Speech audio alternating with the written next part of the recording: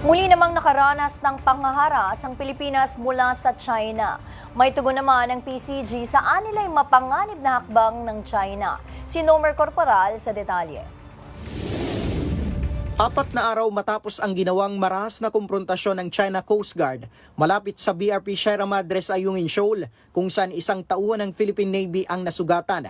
Kahapon, panibagong pangaras ng China ang naitala matapos sarangin at bombahin ng water cannon ang barko ng Bureau of Fisheries and Aquatic Resources at Philippine Coast Guard habang nagsasagawa ng resupply operations sa Bao de Masinloc. Ayon kay Philippine Coast Guard spokesperson for the West Philippine Sea, Rear Admiral J. Tariela, mapanganib ang ginawang hakbang ng China at malinaw itong paglabag sa international law habang pinalagan din niya ang payag ng China na panay pabiktim lang daw ng Pilipinas sa mga insidente sa West Philippine Sea.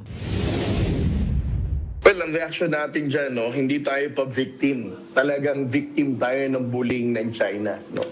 Everything that is happening in the West Philippine Sea is because of Chinese aggression, bullying, and disrespect of international law. Bumuelta naman si Tariela ukol sa ipinapalabas ng China na maling anggulo ng video kasi ang pinost ng Pilipinas kaya't lumalabas na sila ang agresibo sa panibagong insidente. Nakakatawa nga eh. Ang sabi ko nga sa social media, na pinost ko kagabi, do they run out of excuses already, no? Nawala na ba sila ng rason for them to justify the use of water cannon?